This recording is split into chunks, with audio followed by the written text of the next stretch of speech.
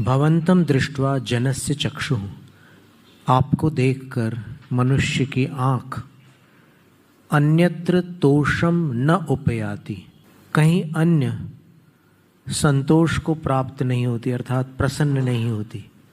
आपको देखने के पश्चात मनुष्य की आँख आप में ही तृप्त होती है, अन्यत्र वह संतोष को प्राप्त नहीं होती। आप कैसे हैं? अनिमेष विलोकनीयम, अत्यंत शांत छवि आपकी और अत्यंत सुंदर भी। तो जिस छवि में शांति भी चरम सीमा पर हो और सुंदरता भी अपनी पराकाष्ठा पर हो, उसको देखकर मनुष्य की आँख अन्यत्र संतुष्ट नहीं होती। सीधा सीधा अर्थ ये हो गया कि आपके दर्शन के उपरांत अन्य किसी के दर्शन आँखों को नहीं भाते, आँखों को तृप्त नहीं करते। अब की बार जो उदाहरण है वो कुछ हट करके है। दुग्ध सिंधोः पयः, क्षीर समुद्र का जो पय है, द्रव, जो क्षीर समुद्र का जो लिक्विड है, वह कैसा है? शशिकर द्युति, चंद्र किरणों जैसी कांति वाला है।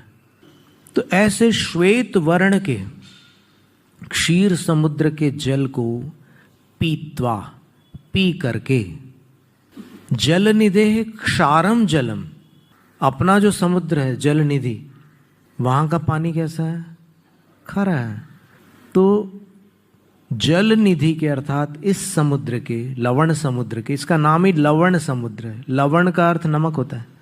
तो क्षीर समुद्र के उस दुग्ध धवल और दुग्धास्वाद वाले जल को पीकर, उस क्षीर समुद्र के जल को अगर कोई मनुष्य पी ले तो फिर जलनिधे क्षारम जलम, यहाँ के जो समुद्र है लवण समुद्र, उसके खारे जल को रसितुम का इच्छित, जिसने क्षीर समुद्र का जल पिया है वो खारे समुद्र के जल को, रसितुम का अर्थ होता है चखना, उसका स्वाद लेना भी क इच्छित, कौन पसंद करेगा?